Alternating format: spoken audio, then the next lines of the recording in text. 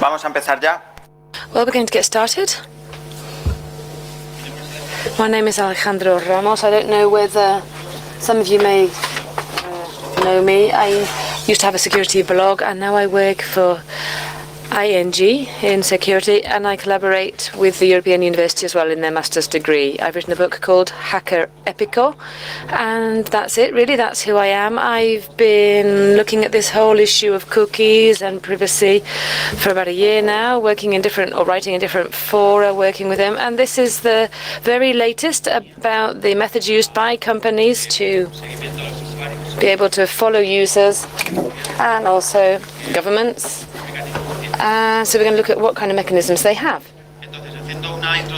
So if we have a very brief introduction, I would remind you that this workshop is going to be 2 hours long. I'm going to show you these methods, but we're going to see really what's the most basic to start with. What is a cookie? A cookie is a mechanism which is established in the HTTP protocol to store the session, and in fact it was Amazon that decided to create this system because they wanted to have a shopping basket, and even now they've got a patent which seems a bit crazy, but back then Amazon thought it was quite novel back then, the idea of shopping online with a shopping basket, and they painted it. So it's a kind of witness which records certain characteristics so that every time there is a connection with the server, that person or that user is identified and we know who it is. Other things that can be done when we identify a user, we can know which pages they have traveled. We can keep a website authenticated for a user. We can establish different authorizations. We can know what products they've looked for. We can know what they've looked at on the web, even what keys they've hit. And the difference between session and non-session is the fact that in one we can know exactly who's on the other side.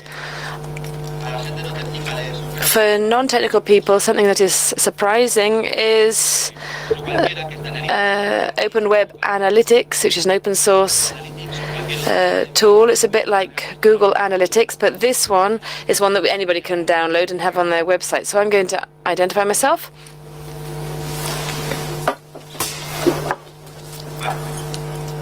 Okay, so here we go. This software is the typical one with statistics, where they come from, what they've looked at, what words they've used. So I have it installed in web for a country cottage, just an ordinary website.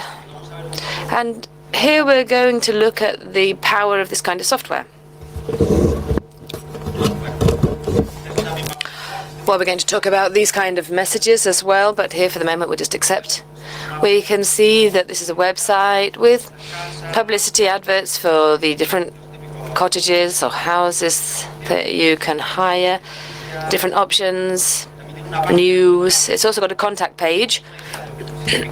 And in order to understand what this means, we are going to use it by way of example. So your name, Alex, my email. Let's put Ramos F. Hang on a second, where's the at? This is a strange keyboard. Okay, Ramos F arroba hotmail. Subject, question about beds.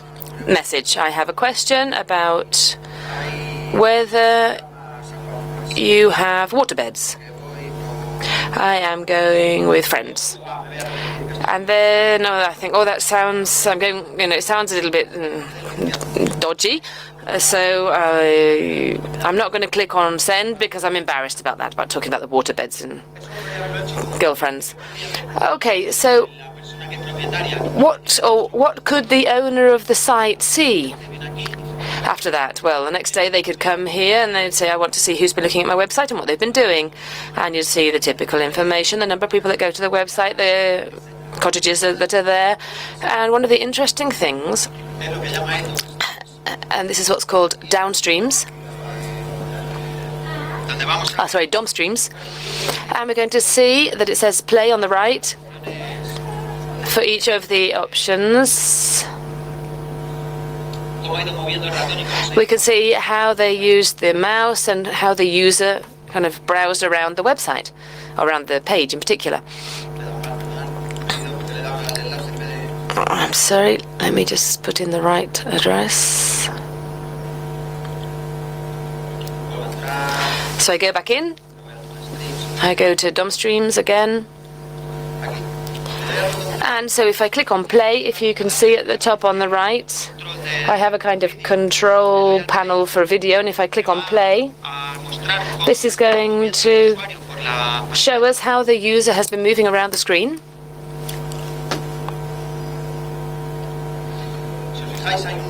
If you look, we can see that it's doing an automatic scroll. We ought to be able to see, well, we've got the black cursor.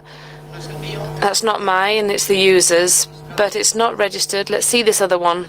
It didn't register the keys, and it should have done. Maybe it's the next video. It's scrolling again.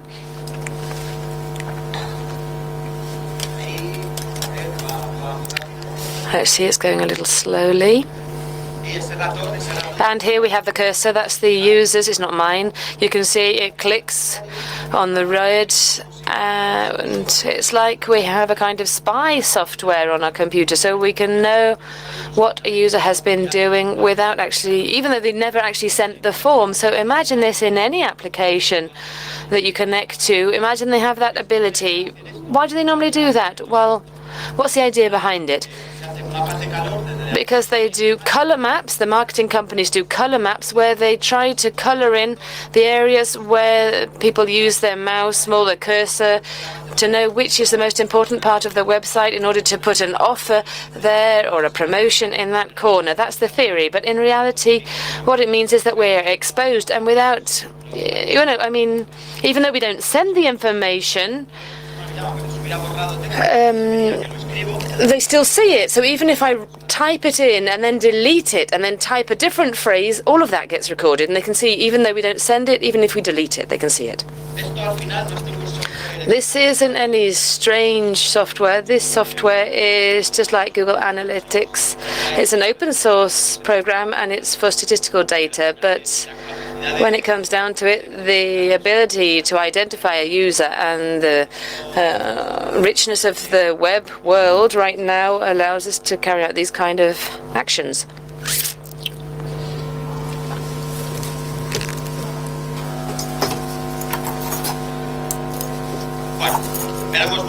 Well, we were really,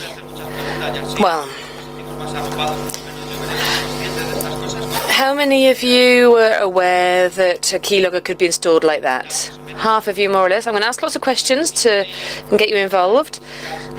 So cookies have specific characteristics, at least the traditional cookies, which are, well, when it comes down to it, they have an expiry date. So when I go onto a website,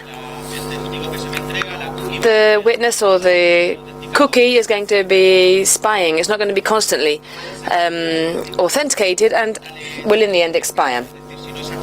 So if it's not HTTPS, it's never going to be sent. So if there's someone in the same Wi-Fi as me, they're not going to steal my session. And there's another characteristic, which is the HTTP only, the last one.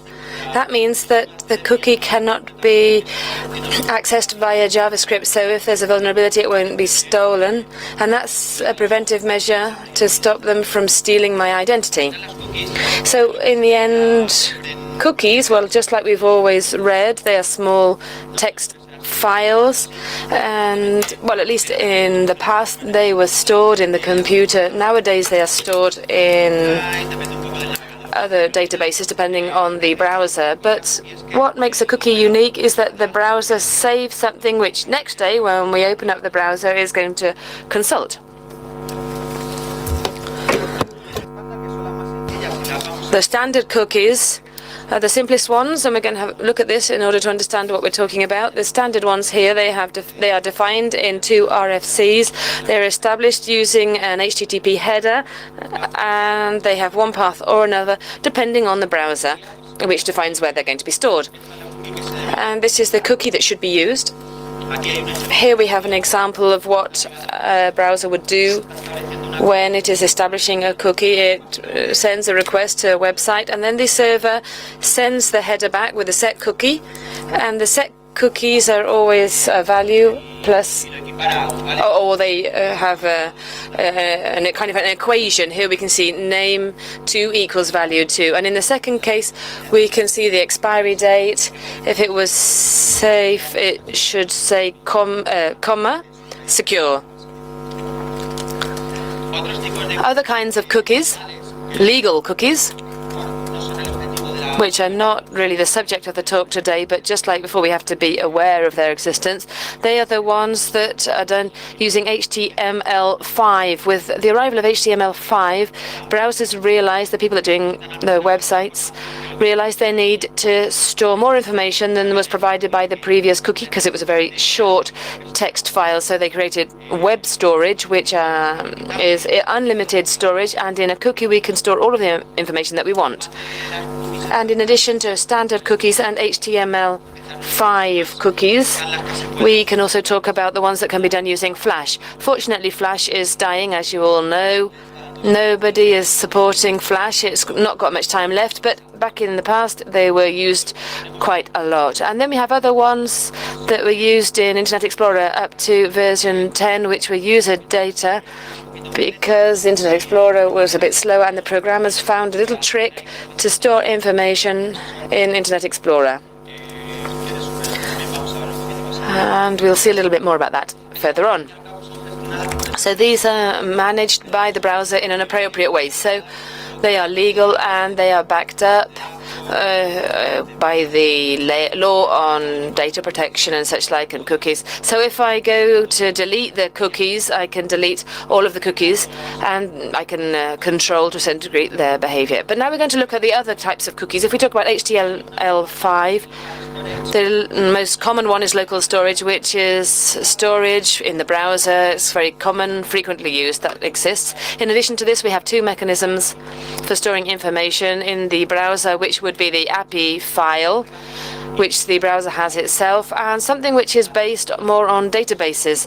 And here we can even consult the cookies as if they were a database using IndexedDB or WebSQL in previous versions. And then we have app cache.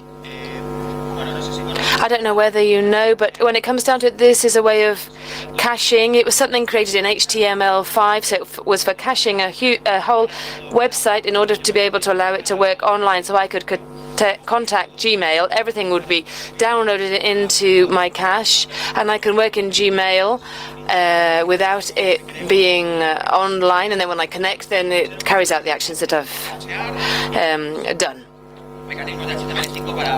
So these are the mechanisms of HTML5 for storing the information. If we talk about local storage, they don't use HTTP headers. They do it all using JavaScript. And here we have an example with 3 very simple functions, which I copied. I found them. And here we can see how the storage is done using JavaScript. And here I've got everything on. I've got videos for everything, but we're going to see what cookies this computer has. It's not my computer. I don't know anything about it. It may not have anything, but it could be useful as an example. So if we go to configuration, the advanced options, privacy.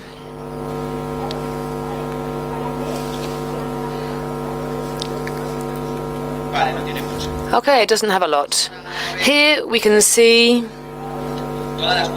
all of the cookies that are stored on this browser in a controlled way. We can see, for example, Google.s is doing different kinds of, or using different kinds of storage. We've got local storage, we've got the database, which are the IndexedDB, and the service workers. Then we've got the channel, which is specific to Google. Here again, technet.microsoft.com. So I'm going to go to TechNet website to have a look at them. TechNet, sorry. So we'll take a quick look at that. I'm going to open up the developers tools. And here in resources, we can see everything that's inside that website. We've got local storage, and session storage is another way of storing cookies. I haven't mentioned that because it doesn't remain, because when it's closed, then everything is deleted. Then we've got the standard cookies and the application cache. And the web SQL and IndexedDB are there as well. So in local storage, we can see a cookie, like a traditional cookie. We've got the key and the value, and the same with the rest. And throughout this talk, we're going to see a bit more about this because it's very useful. And from here, I could delete them, I could modify them, I could see them all. And here we can see all of the attributes.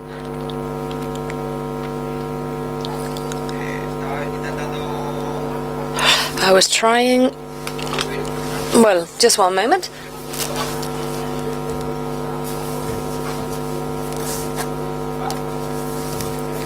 Tratando de que se viera abajo en vez de arriba. I was trying to put it at the top rather than at the bottom. I want to. That's right. That we can see it better that way. We've got resources, cookies. And another thing that I hadn't mentioned about cookies is that they are established for a domain, which is important. They can have security risks as well, above all when they do not specify the subdomain, like in those cases. That doesn't mean there's a problem here, but it could be a problem. You'd have to study it to see what use it has, and then the size as well as the expiry, whether it's got HTTP attributes and whether they're secure, and whether they're going to be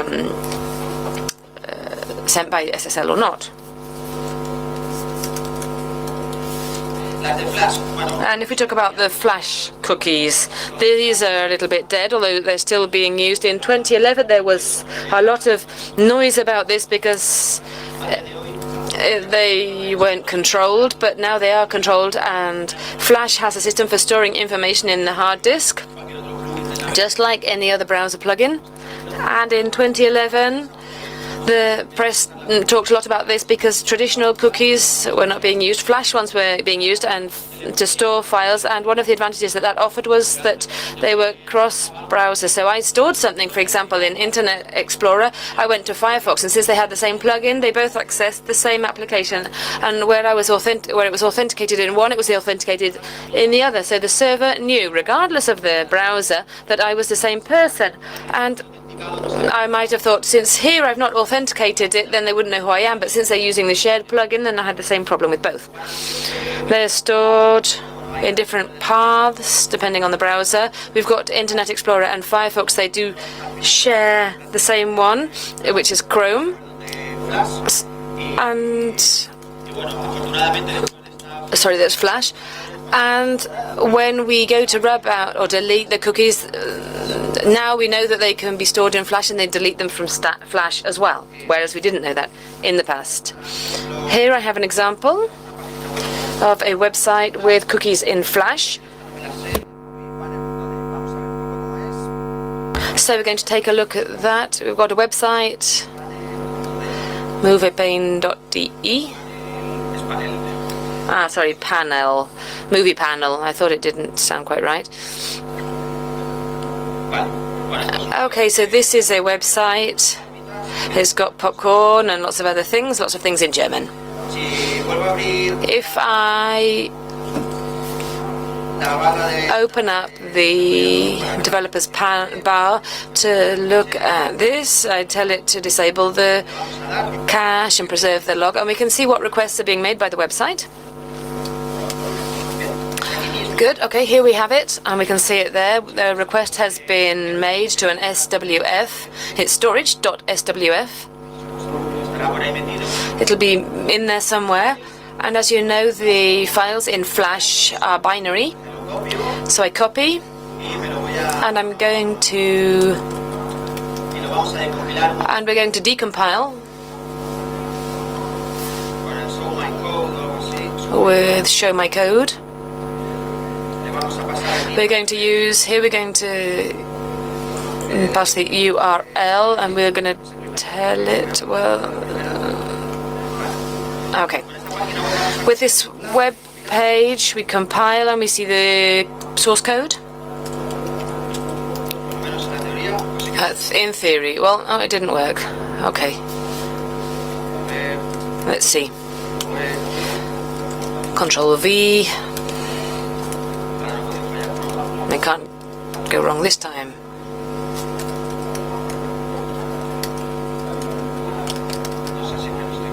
I don't know whether there's something in the capture that I'm not seeing.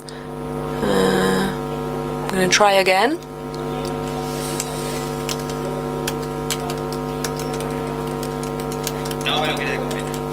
No, it doesn't want to compile it.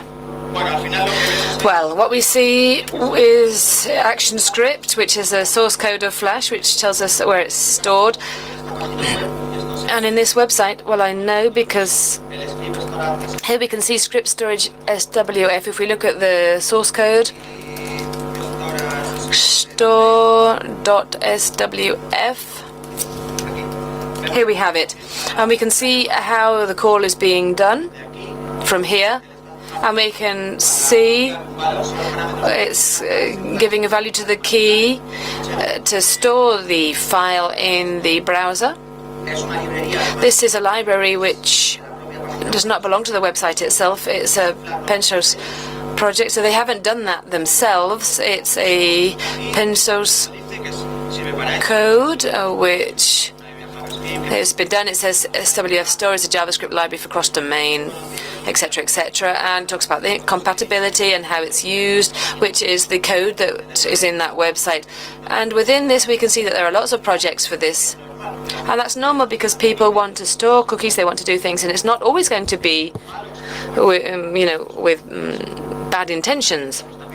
So this is an example. Here we have the source code of the Flash. We have to compile it. We don't have it here, but it has to be somewhere.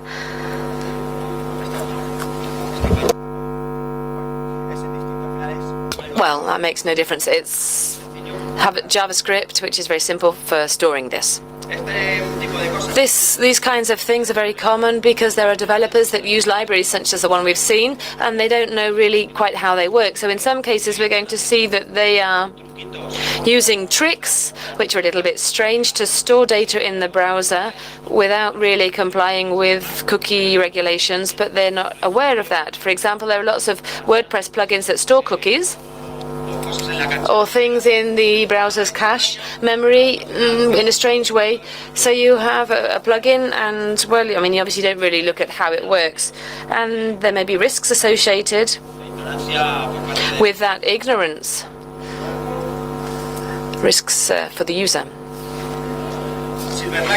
SilverLight, well, this is exactly the same as with Flash. Flash has got maybe a year left, and SilverLight even less. It's really dying, but it was similar to the Flash cookies. Here we have the Flash that would be necessary, but in the end it's an obsolete technology that nobody uses anymore.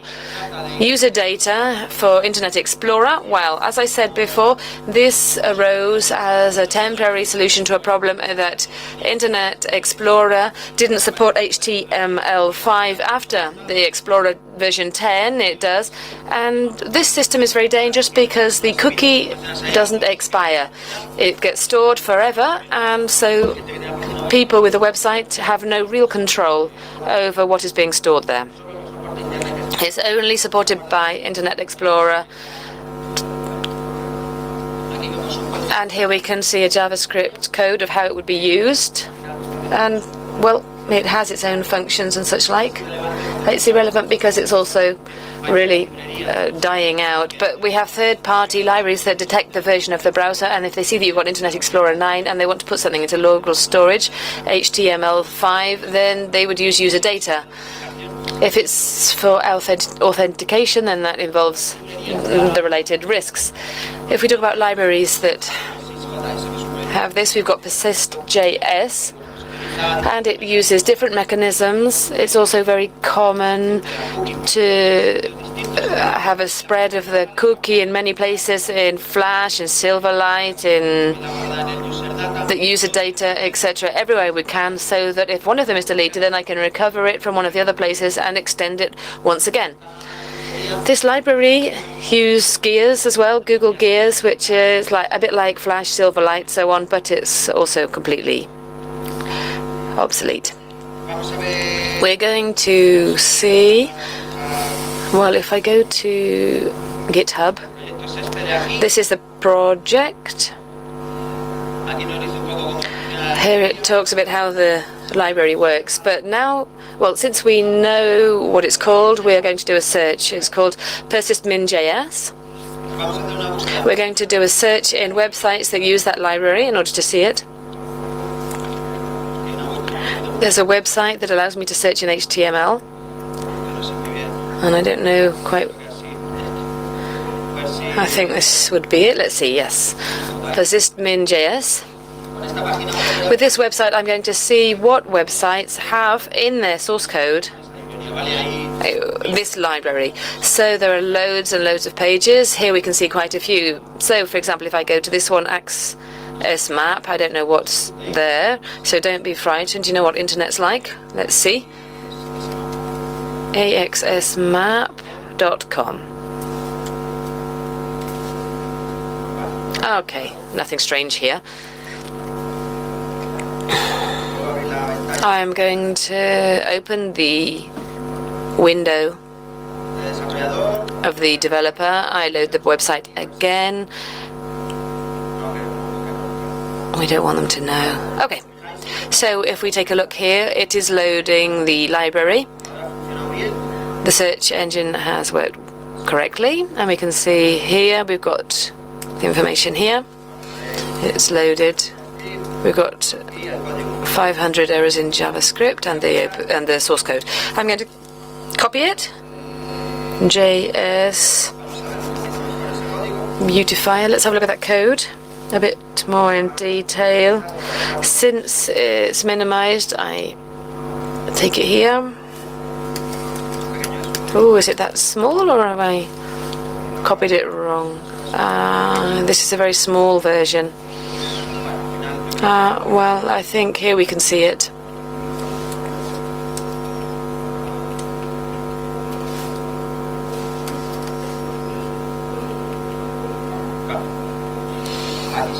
Okay, here we have it then. We have the code, the JavaScript code, and here we can see how it's searching to see if we have the Google gears activated. It's going to do the different checks in order to later on store the cookie in different places.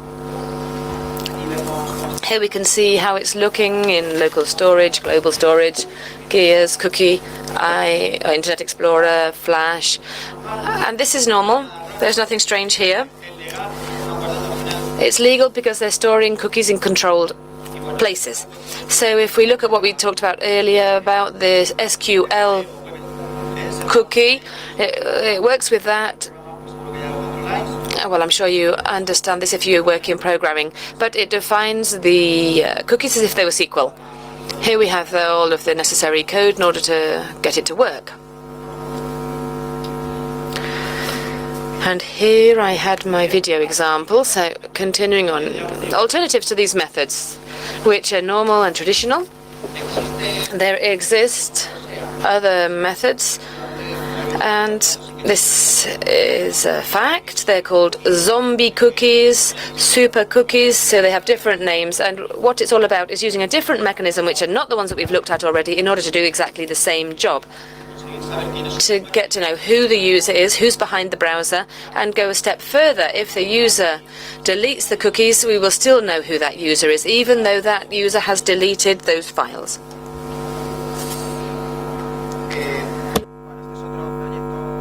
Here we have another project similar to the one that we saw before. It's no more relevant. What it's like with the session cookie, it doesn't persist, so there's no greater relevance there. And one of the most important ones to talk about would be Fingerprint, the browser Fingerprint. This is used a lot. It's really widely extended. It falls outside the cookie law, and it's for all of the files stored. Here, the fingerprint doesn't store it in the browser. What happens is that the characteristics of the browser and the computer are taken, and the digital fingerprint is taken of that person. So what characteristics does it see? Well, a whole load of them. And we're going to see some of them, the installed sources, the installed complements, IP. If it's a mobile, they can see how charged it is, the time area, whether it's tactile, the internal IP address of the computer, and there's something that's called WebGL, which has specific characteristics such as the graphic card that we have. Hundreds of things, and with all of that, it's able to know our string. They identify it. They identify the users as a string, and so the next day when I connect, once again, if I connect to that website, it compares, and if it sees it's the same fingerprint, then they know it's us without having had to store anything. Who uses this? Well, marketing companies, of course, but from a security perspective, it's used for security purposes as well. For example, if you're contacting from a new browser, maybe it's Facebook, the first time you contact, it says, this computer's new, hang on. And so every time a new computer connects, it can have this warning, and it checks whether you're connecting from a strange place, and it tells you to introduce your password or your authentication data. And for example, if you see specific characteristics and all of a sudden you see a new computer which is doing a transfer of a large amount of money, it says, hang on, we're going to go to a second authentication process because there could be a risk here. So after all, we'll see this a lot. And security is always fighting with privacy, just like the security cameras. If you wanna survey or monitor someone with a security camera, you're losing some privacy. And there's research from 2012 talking about the leading companies in marketing, talking about their JavaScript mechanisms for fingerprints. Nowadays, 10% of the internet is using this without knowing it. Mainly the large companies associated with marketing projects. There are open source projects and commercial companies. Yesterday I saw one I didn't know about. It's like augur.io, augur.io. This one here. It's a commercial company that is not shy when it comes to saying something like cookieless tracking. They allow you to track users without using cookies, which is like, what are you talking about? There's a legal loophole there, but this is theirs as a script. They have a JavaScript and they do fingerprint techniques. Fingerprint, GitHub, and this project has evolved. In fact, the presentation is here, it's being included here. It's evolved to a second version. It includes these 24 different data points. It knows whether you are in incognito mode or whether the .NOT track is activated. And if we go here, the Fingerprint 2 project, I really liked it to do because it includes that, but the best thing is what it is going to include in the future, whether you have two monitors, things regarding the camera, whether you have a DRM support or the accelerometer of the mobile device. So there are many things that make us unique on the internet, and they don't even need to implement everything on the code for the library to work. This will come afterwards, but it's still good. So let's look at some fingerprint examples. I've actually brought a couple of them here from cool webs. One of them is space.com, a NASA website.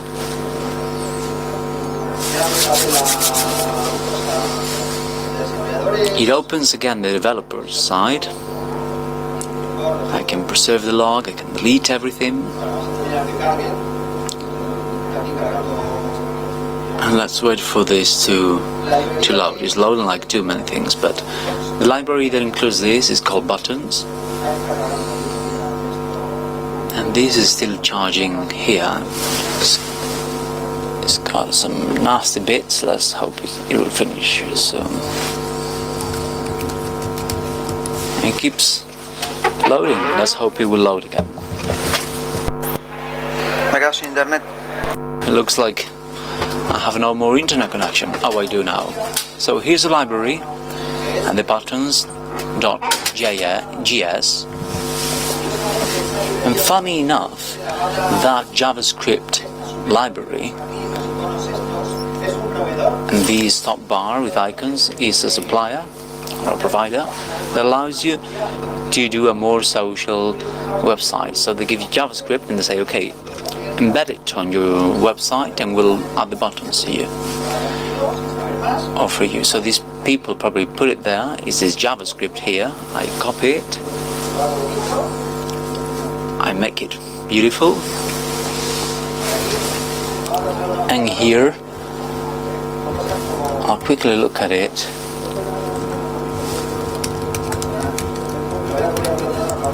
And I'll actually write it on some notes to do better searches. Now it's been converted. And here's the JavaScript.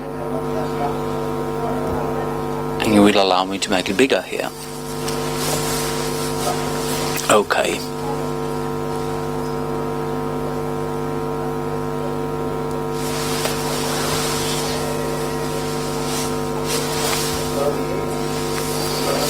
Doctor, my notes are not working. Okay, so the library is massive, and this is Fingerprint side. Here, I've seen 300 million of similar JavaScripts, but these STF app is showing something different. So here it shows what it has: Flash, Acrobat PDF, QuickTime, Real Player, and many others. Many other plugins such as Skype and others. Below it looks for the root solution: the date, the time zone, the fonts the machine has installed, the browser version. And here it gets a function with all that information, with the host name and everything, and that data is sent as a unique hash, so it does that print. This one is not too heavy, it checks just a few things, but if I do the same exercise as before and I look for the fingerprint, for example JS, we'll see how from these about 2,000 results, and I don't really know how this browser works, but how this search engine works, but we'll see that GitHub library on different websites. So probably the library will have a .meme version that will appear here on other places, and so on.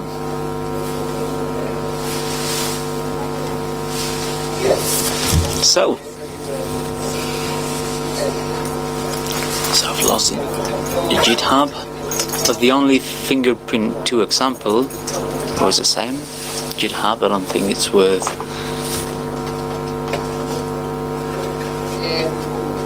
keeping explaining this, but another alternative to the fingerprint is directly doing a dynamic JavaScript that is kept on my browser's cache. So I go to a website, that website checks whatever it wants and gives me a normal cookie, but then it generates a JavaScript that says, well, keep this JavaScript to the variable with this session's value. So I'll only have this JavaScript, someone else will have a different one. And next time I go to that website, whenever I check that JavaScript, the web server will say, well, I've given you already this JavaScript and I'll not give it back. Since I already have the variable with a certain value, I'll recover it, and that's it. So you know the battle is lost. And this is used a lot. There's a lot of software like Google Analytics that does it massively, and it's very common. And there's no way of getting out of it in a simple way. The only way of doing it is deleting the cache, and we'll see many problems with it. Here I will show you a video, and I actually had a demo. But this is a very interesting video regarding the regional government of Catalonia website. It's been changed, but we're going to see a JavaScript here. And here we can see the resources. Here I'm keeping the navigator's cache, the cookies. Me pide traducir del catalán, le digo que no. So it asks me whether I want to translate from Catalan. I say no, and here there is a JavaScript with a variable. And this one here is assigning a specific node on a temporary variable. So when I load the Cat's website, is loading external content. This is a very commercial and common commercial product. They probably have some cloud services and so on. And if I write down that link, the value up here is the same because it's in my cache, and it will be the same all the time because I'm not recovering it actually. So here is the HTTP request.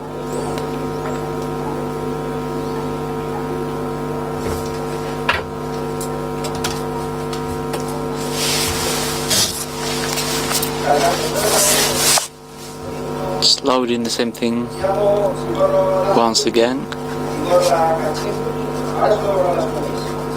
And if I leave the cookies in the cache, because to delete the cookies I load the website and I get a new identifier, and that doesn't make sense.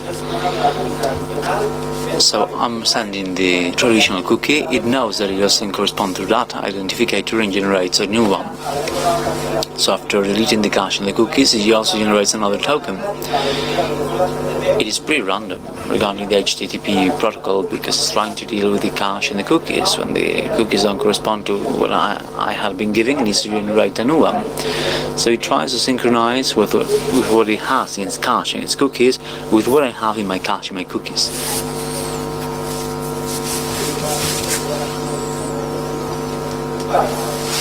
Okay. Another similar mechanism, also quite problematic, although not as much as it should, that has been widely used and keeps being widely used, is a HTTP heading called ETag, used to manage the browser's cache. Eventually, when a web server gives me an object or an image, it says, well, this image has this tag, which is the code. Next time I connect to the website, I'll ask, hey, I have this image that has this tag you gave me the day before yesterday. And the server side will check that figure and say, okay, if it's the same one I have now, it hasn't changed. I'm not giving it to you. The page hasn't been modified. You use the one you have in cache. And I said, okay, but it's a new one. So I give you the object and I refresh it. So you wouldn't discard it. And my navigator will ask about file or about an image. The web server gives me the image. And here we see the ETag, that code, and it has a certain size. It's giving me the full size. Tomorrow I'll go and I'll ask once again for that image with the ETag I've been given. But when I ask, it's not ETag, it's a whole different name. And if the server sees that this has not been modified, instead of giving me a 200 as it did, and giving me a 4 of a mega, and say, okay, I'll give you 304. It's not been modified, so it's saving bandwidth, which is my main purpose. And this is used so that the server side gives me a different ETag per person. If you have a cookie, I give you this ETag. If you have a different cookie, I'll give you a different ETag. And everyone has a different ETag. Since after a few days or hours, you will request that ETag again. I'll say, okay, this is the cookie, this is the ETag, and I can play just like we did with JavaScript. There are quite a few projects. One of them is Cookieless, but on GitHub we have about 8 different ones to do this. Well, this library for you to include it in your Ruby on Rails or Jungle application. And there are many libraries to do this little trick on the browser.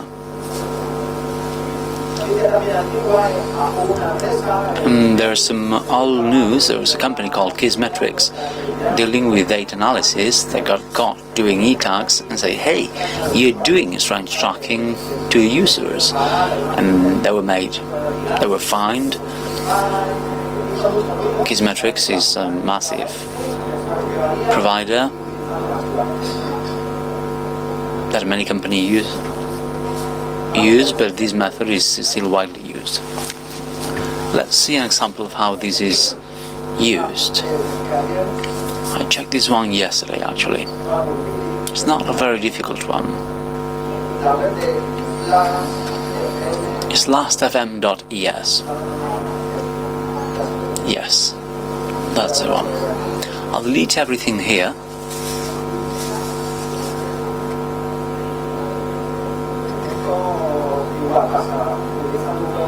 And here they use a provider.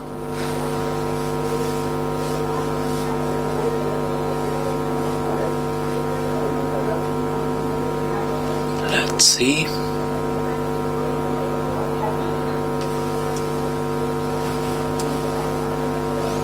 Did it finish loading? Anon. I'll just try to find it here.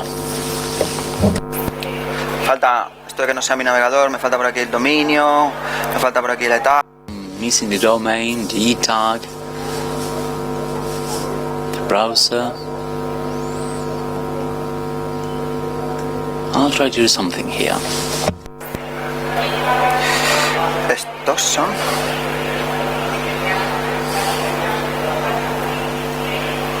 Hoy en día cargas una web, cargas contenido de todo.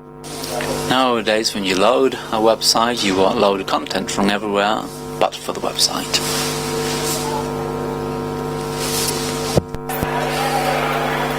A ver si es este. Could it be this one?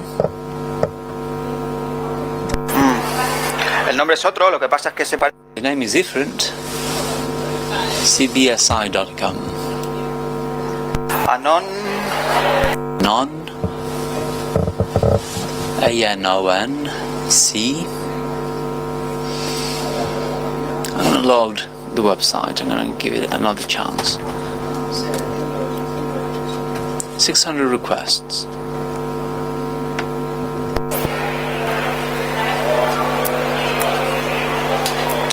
Tenía otra web china. Another Chinese website that I could try this with. I'm going to go to that one. Sinacom.cn. sina.com.cn. And here in JavaScript it's called Beacon Sina HJS. Vale. Bueno, en esta otra web china, la de la SFM... Chinese website, I don't know why last.fm was not working, but this Chinese website, there's a JavaScript that this website delivers, and I don't really know what it is, sina.com.cn, with the ETag heading. This JavaScript has this identificator, and suddenly having the IP address as an ETag is kind of weird. I don't know what's the purpose of that, but it's even funnier because if I go to JavaScript and check it directly,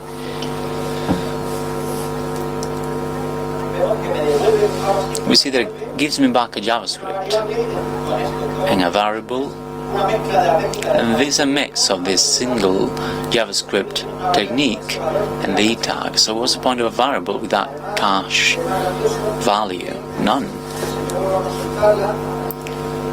So if I check it once again, I get different values. I have deactivated the cache. So these are the different requests, and I load it up again. This is the last request. If you notice, here I can disable the cache.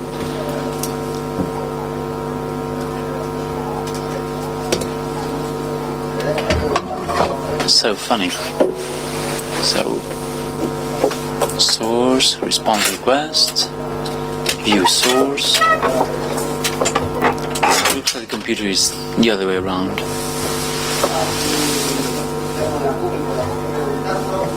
Here you can see the cookie we're asking about, and one of the funny things is there's a Sina global cookie And this is what the JavaScript in the ETag is giving me back. What doesn't make any sense in an HTTP world is that there's a cookie that has a JavaScript variable. And that's the code that the car should give me. But this is establishing this cookie based on the top value. And if I come here to the cookies, I'll delete everything. And here we can see that I established many cookies. I can delete them. And these kind of things tend to behave in a random way. And to get it to work, I disable the cache. And then I actually need to delete both the cache and the cookies at the same time. Okay, but I've got nothing here. Okay, so here I've loaded it. I got a different figure.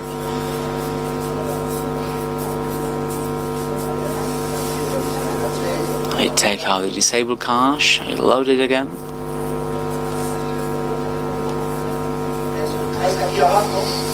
And if you notice down here, the heading that I'm requesting about is if non-match.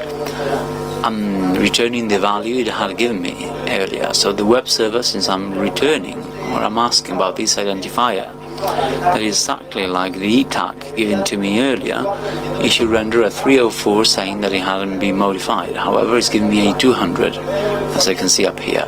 Why? Because behind, there may be a code someone did, and they don't care about returning a 200 or a 304. You just need the JavaScript you need with the ETag you need. And the optimization doesn't care. But for a proxy, a balancer, or any cache technology, or any real web server, it shouldn't return a 200, but a 304. Which is what we saw in the first part of the video. To see how the normal ETag works, because if we don't understand it. And if you notice here, I'm doing a test with an image. And when I ask with the if non-match, it should render a 304. It may do something weird, but the ETag is not the only cache heading. And the HTTP cache world is a nightmare. Some people even send you customer headings to a server, and finding someone who knows about cache and cache optimization is very difficult.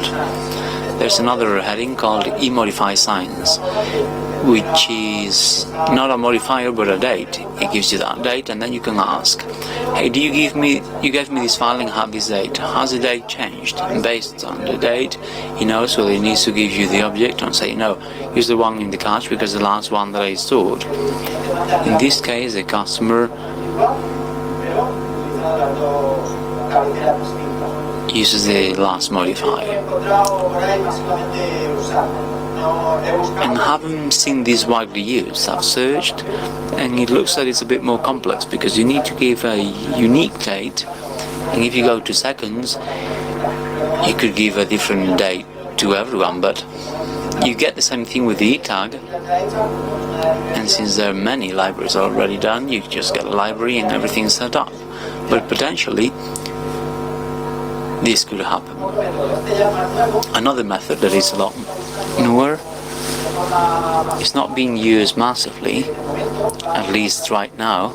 It will probably come in the future, and it is using a heading which is a strict transport security.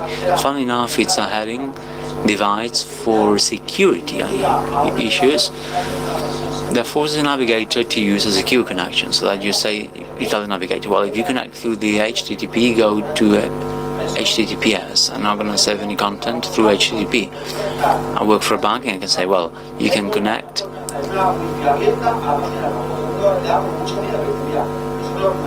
to the bank through an open Wi-Fi. We send headings for your browser to connect through SSL. For you, it's transparent.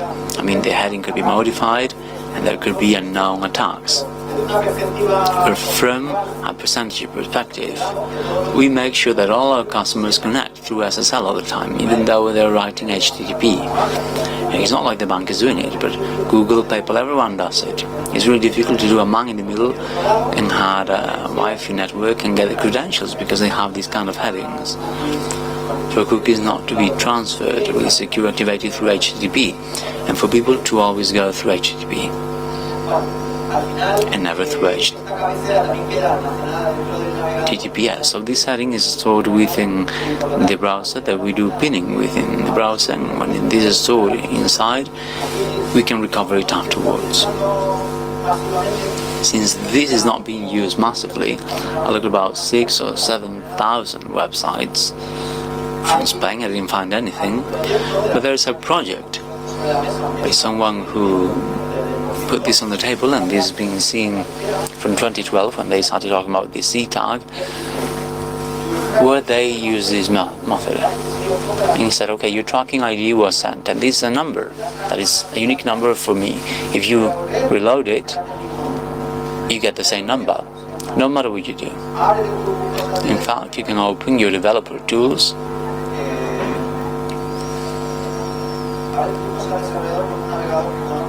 with a browser that you know best or better.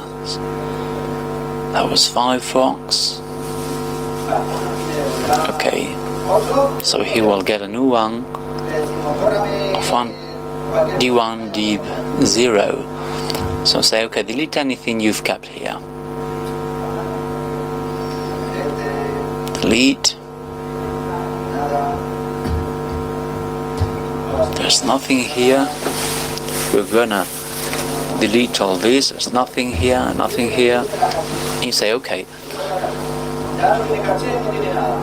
tell it to delete the cache. There's no cache, nothing. But it generates the same, and you're like, hey, how is it doing it? So I go to private mode now, which is like the porn mode to watch porn pages. Had you never heard that? No? Okay, I must have weird friends then. Porn mode. There's an anonymous gentleman here. This one is not reading the cache, it's not reading anything. And he renders the same number again, so I'm being tracked, even from outside the incognito mode to the inside. And this is pretty amazing, because not even the incognito mode, where the browser has no plugins, cache, for the browser gives me the same results. The incognito mode stops being incognito, and this is a vulnerability within the browser. The Chrome people and Chromium and the open source project is aware of this. They know they need to solve this, but this is about the protocol definition. It's not simple. It's not just about applying a patch and fixing it. So the implications are quite big. But people are usually okay with the ETag or the ping, and they don't go to this. But we're still in a pretty new moment of this, but it's not widely extended. Remember that porn mode on the incognito mode is dangerous. I think both Chrome and Firefox have a commercial name for it. Another security heading to which the same thing happens is the content security policy. It's a heading that is being implemented now. It's not widely spread, and here's an example. What is this useful for? Well, to avoid security problems. The famous clickjacking and cross-site scripting. When you connect to a web and you say, okay, I'm space.com and I'm going to load content from all these domains, twitter.com, facebook.com, the content, the external content that were loaded get identified on this heading. So if it's going to load images from the outside, it should say so in the IMG SRC tag. If it's going to load scripts, it should say so here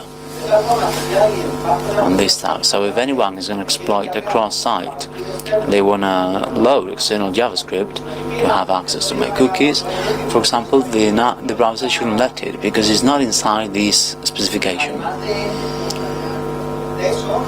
Besides, it gets so the value of the heading and the cache time of this tag. And last, something very interesting, and all the violations of the browser to load external content get sent to the website to tell you. So if something is misconfigured, I can see that someone is trying to load content, and if a cross-site is done from somewhere, I can see where it is. And these are security measures that are very useful to detect vulnerabilities, correct them, or correct attempts or failures in the headings design, because it is not simple. So we can go to a Facebook with a massive heading with all the content and so on. And it does take a bit of work to manage this heading. This is why we have the report URI attribute. So this is a URL and a heading sent by the browser, and at any point in time I can tell each of my customers and give them a unique URL, so they can report to me with a unique URL, and I can say, okay, this URL is for this user, and then I can do a violation and load a pixel in something I didn't define in my old policy. I provoke a violation to provoke the browser reporting that something is wrong. You look poker-faced, but if you have any questions, please let me know. Okay, content security policy. There are many ways of defining it. And until we got to it, we can do it with X-content security policy or other mechanisms. Content security policy ping. The good one is content security policy. That's what most people are using. And when you have the ping, that's for that information to be stored in the browser for a certain amount of time. Last heading, similar, the public gate pinning, or the public key pinning, another HTTP heading established for security purposes that does a pinning certificate based on mobile applications. And if someone does a man in the middle, since the certificate is not valid, it doesn't give you the option of continuing and risking it. It just doesn't connect. And this avoids the same thing. If I'm with a browser, the first time I connect to an SSL page, if I get given this information, I'll get a certificate identifier, a backup of that first certificate and how long it's going to last in the cache and whether it includes its domains. So if I get a certificate when I'm in a committed network or compromised network with security problems, and the ID, my ID given 2 months ago, doesn't match with the ID I get given now, they say, okay, you're not going to connect through SSL because this SSL certificate is bad, and I wouldn't have any problem with a man-in-the-middle attack taking place. So there's also a parameter, an attribute, which is report URI or URI, and this is a URL that could be a single identifier for each of them. So the problem we have here, from the perspective of doing tracking, is that if we set a ROM ping, it will not be able to connect. We cannot do a violation of the certificates. If we do so, the user will not connect. So we do it at the backup. Backup ID, that's where the certificates violation takes place. Okay. So one of the most relevant things here, by Sami Kankar, who was here, and on a study he did, and with one of his tools called EverCookie, he actually implements many mechanisms to store cookies, and some of them are quite strong. One of them exploited the vulnerability of Java to register a file on the hard drive, and then the next day he exploited the same thing to exploit the vulnerability of the file. You're exploiting the vulnerability of a browser, and that's not very common. I've never seen it before. It is true that EverCookie is on GitHub. Their source code allows you to use any method you want, and eventually it does a split or a spread of the cookie wherever it can. And if you delete the cookies, it will try to find it on different places. Well, I got it from ETag, I'll put it back in the cookies, and it does persistence that way, as if it was malware. And EverCookie is used a lot without the vulnerability exploitation side. If I go to EverCookie GitHub,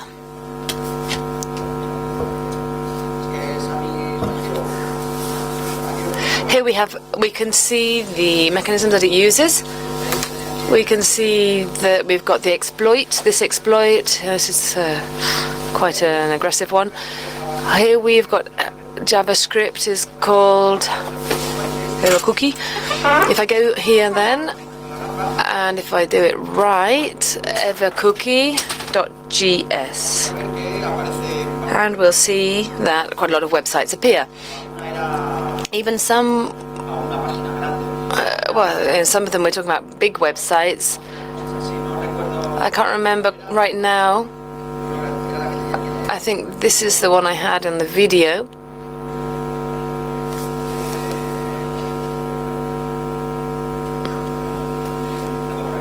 I've got it here. Let's have a look.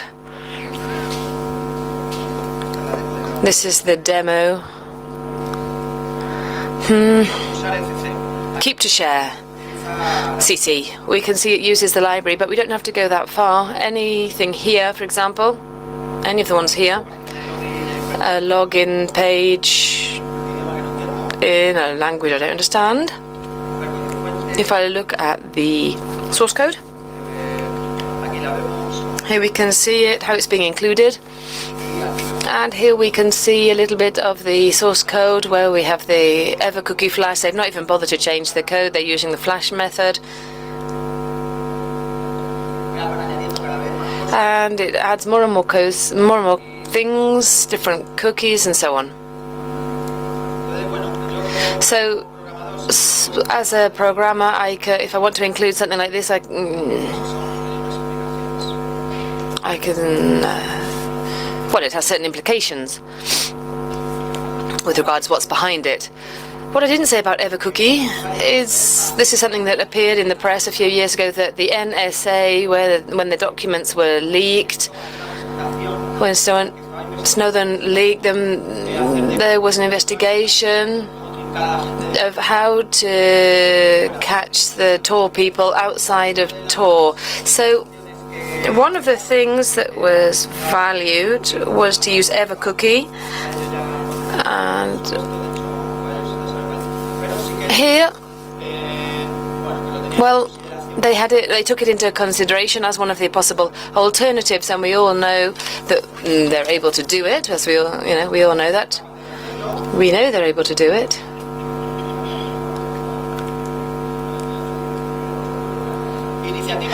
So, initiatives to avoid all of this. Well, there are several.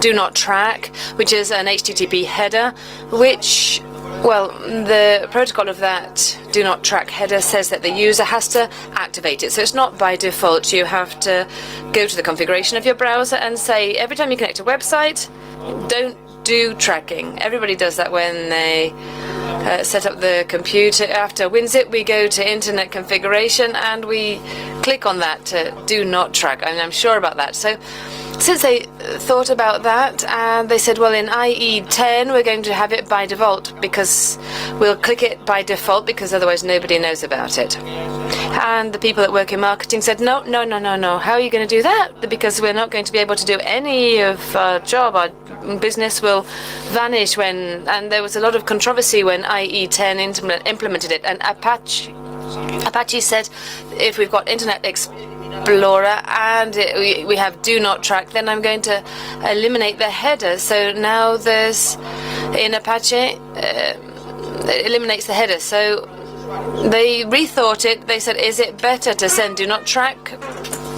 Well, we can't do it because, well, it seems that there are more people, not just us, in the technology sector, so they changed their mind. So it fails because nobody does that. Nobody activates it. In Chrome, there's a checkbox. Nobody uses it. And there's another option, the out cookies, which are cookies which allow you to say that you don't want cookies. So this is the opt-out cookies. It seems a bit strange to me, but they exist. And for this, you have to go to a website and say, of all of these people that work in marketing, I don't want their cookies. And that will save a cookie to make sure that the marketing people don't know that you don't want their cookies. Well, I mean, let's see what the marketing guys do later on with those cookies. I mean, we send them the cookie, but I don't know whether later on, I don't know. And nobody does it, even if it worked. Even if everybody did it, everybody was legal and audited, nobody does it. Another, a much older idea is another protocol, the Platform for Privacy Preferences, P3P, which is an HTTP header which is sent to the servers. And it gives information about what the cookie is going to be used for. I mean, you go to the web server, everybody goes to the web server, right, to see what the cookie is going to be used for, no? Well, obviously not. And this was an initiative. It was launched by IBM with Firefox, so con Mozilla. And at a certain moment, they said we've spent lots of time, loads of hours devoted to this absolute rubbish project, so they abandoned it. Then if we talk about Firefox Polaris project, it deals with privacy, security, and in Polaris, nobody's even heard of it. We'll have to see what happens. It doesn't seem, doesn't seem to be doing too well if nobody's heard of it and it's already existed for 2 years. But maybe one day it'll be incorporated into the browsers. Maybe we might see that in the future. And another initiative to attack this problem is by regulating it. Here, the Data Protection Agency, following the instructions from Europe, we have a law on cookies stating that we have to have a banner announcing the fact that a cookie is being used. And, well, what's happened? Well, as we've seen before, these kinds of banners that are so useful, everybody reads and nobody accepts. And, well, it's an epic fail because that serves no purpose, and everybody still uses the cache in the browser and they don't include that in that policy, so it makes no sense. And here it says, marked in yellow, highlighted in yellow, it talks about storage devices. Fingerprint doesn't store it, so you don't have to declare that you're using Fingerprint on a browser. So now we've already got an escape route. Maybe they could improve this law to include things that would cover Fingerprint and such like, but it's much the same, because if you still got a banner and you still have to accept, well, and if you look at what the policies say, nobody reads them. I do. I read them just for my presentations, because otherwise I wouldn't read it. If you go to look at the cookies on the website, you go to look at the cookies, and you look at the cookies that the website gives you, and they coincide in 10%. There's 90% cookies that they're delivering, and they don't talk about what they serve, what purpose they serve. So that's what happens with all of this. Recommendations. Well, just like there's no way of escaping, it's a bit of a disaster. Above all, on the cache side, the most aware people may rub out the cookies, but not the cache. And if you don't rub out or delete the cache, then you're not getting anywhere. You can browse in private mode right now, well, and that's possible to a certain degree, but it's a real pain because you have to authenticate yourself for each website. Nobody actually does it. You can have safe or slightly safer configurations of browsers. For example, there's a JavaScript for making things or doing things automatically. We can empty the cache. Nobody does it though. We can use extensions, and I think this is going to change because everybody is really annoyed by the extensions that take away publicity adverts. For example, Yahoo doesn't let you connect to their email page if you have one of these extensions that blocks ads. And I think, for example, it's like, okay, we'll take away all of the adverts apart from the one that paid for 200,000, which is the good advert. There are lots of things like that. There's another one, the Privacy Badger. And what that does, it does EFF, and that is an organization that works to protect privacy, and we understand that they won't sell themselves, let's say. And so they do work to a certain degree. We can also check our configuration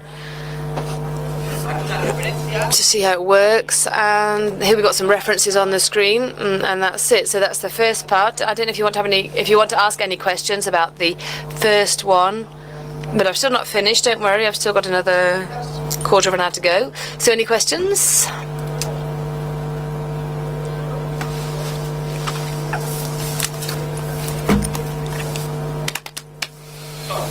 Tor. They're asking me about Tor. Well, yes, if we use a proxy network, or sorry, a proxy server and a Tor network, would you still have the cookies? Well, the bonus track is all about Tor, and the proxy is going to make no difference. It's in the middle, but it's there with 3G, and it's transparent to you. If it's a normal proxy, it's going to make no difference. The only thing would be the IP. The difference, because they wouldn't know your IP, but they still fingerprint, they can still store cookies. And what's more, the problem with the proxy is that you believe, or you think, or you might think that that's not happening, and they send a cookie when you're with the proxy, and when you're not with the proxy, they recover it, and they know what IP it was with the proxy and without the proxy, and that's what happens with the Tor side of things. When it comes down to it, Tor, well, it's the same. Tor in itself isn't, a magic wand. You have to have lots of additional characteristics, specific browsers and such like, because otherwise you're going to have the same problem. And that's what we're going to talk about in this second part. You've talked about extensions. I wanted to ask you, is there one, for example, that might say it's random, or, well, I mean, how do you see that?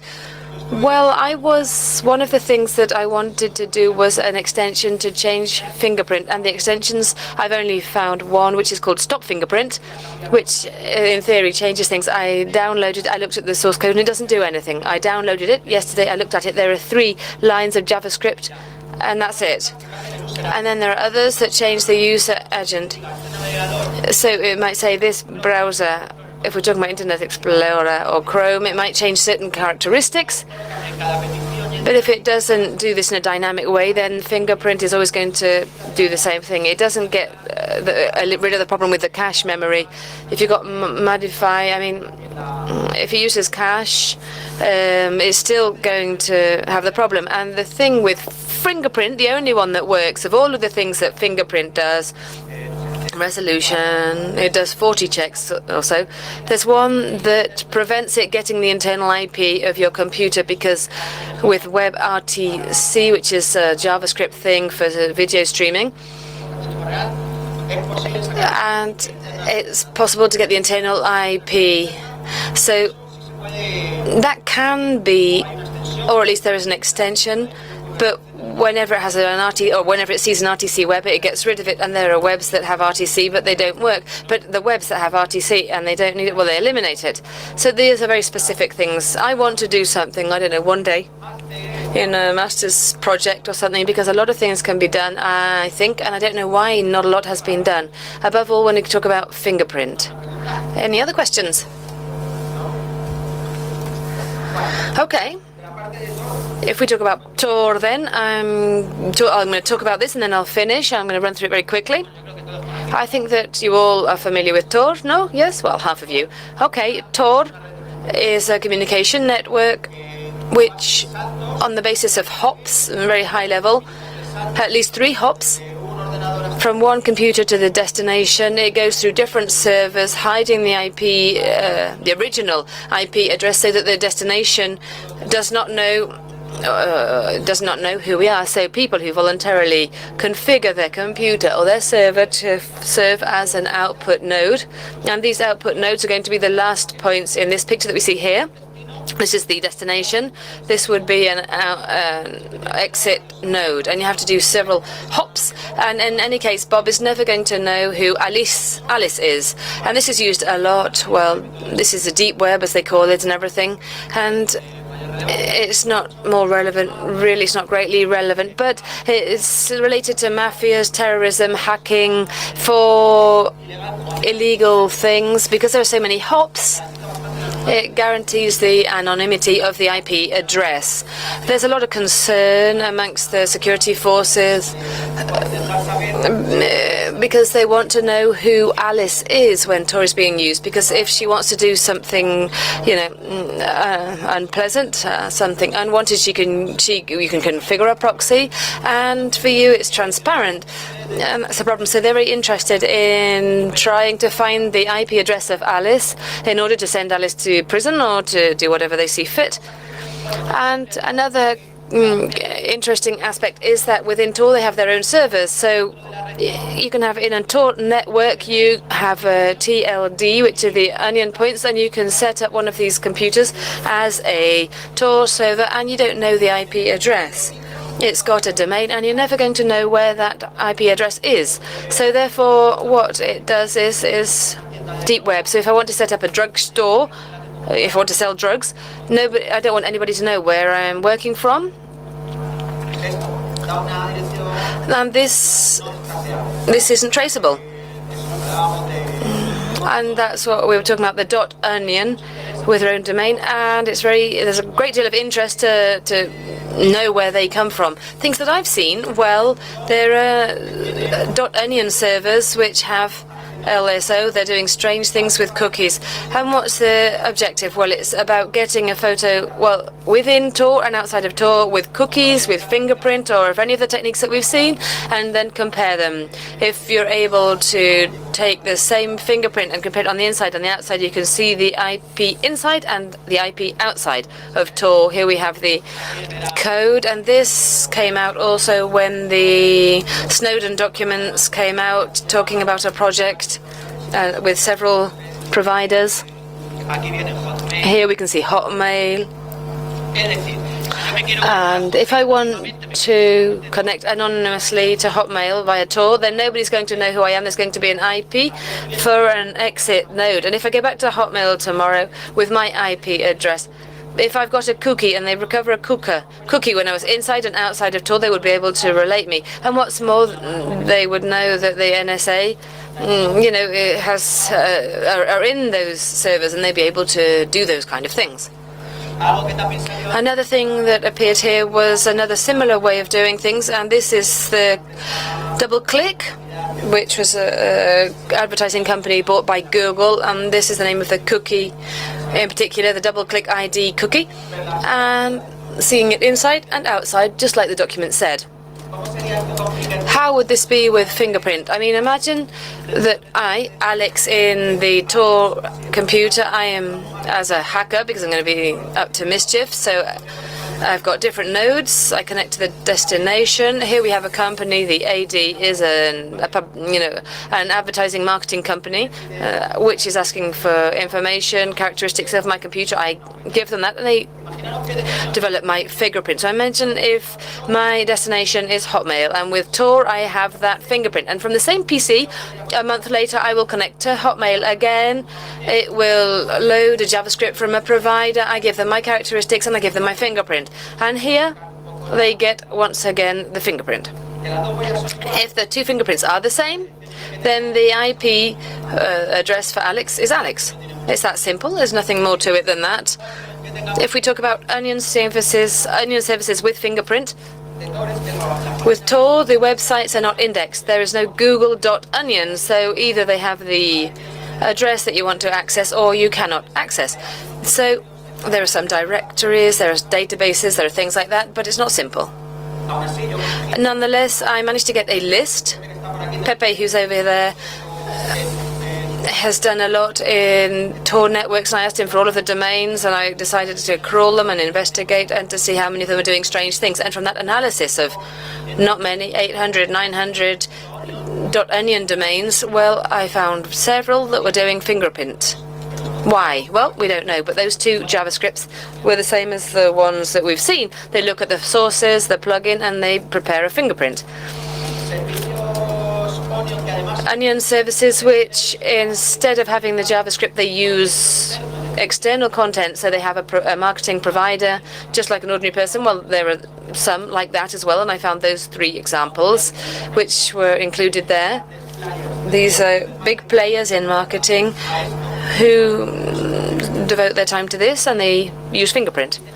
Here I have the demonstration, but here I would need my computer. Let's see if it will work, because I've got the Tor set up. I've got a proxy. So is there someone? Can we try and see if we can connect my laptop? And I'm seeing already that it's not going to work because I don't have Ethernet. It's going to be complicated, but it was basically to have a little bit of a look, because I had... Oh, just one moment. I had done the web page.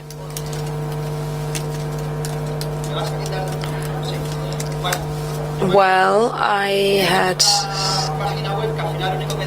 done this website or web page that just tells you the IP address that you're using to connect and the hash of the fingerprint, and it's saved in a file with the fingerprints.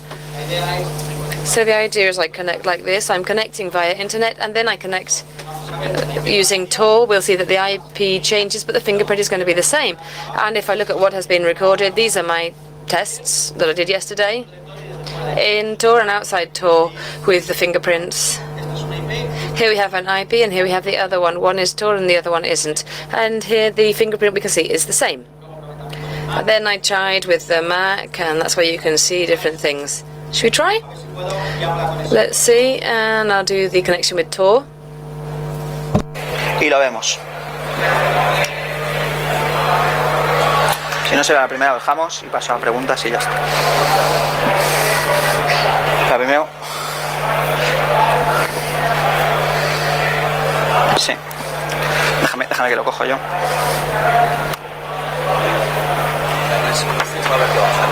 La. ¿Se veía? Bueno, déjalo, sí. Vale, no pasa nada. Tardo un segundo, ¿eh?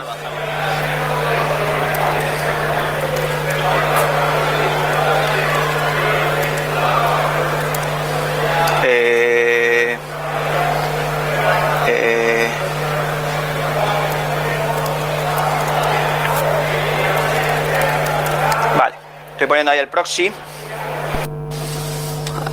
So we've got the proxy here. It's going to be a bit kind of on and off, they've told me, but here we go.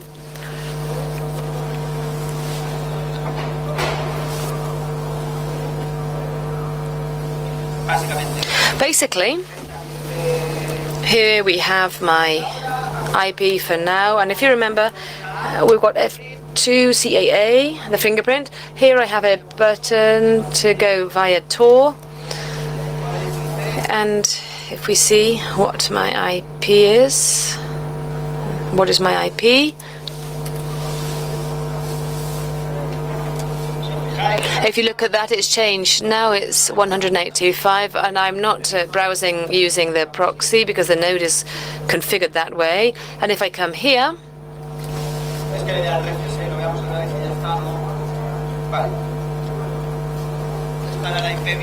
this is the old IP 62. If I refresh, maybe the Tor button isn't here. Ah, yes. Okay, I have to, since it uses parameters. Okay, and here we can see that the IP address has changed and the fingerprint is the same.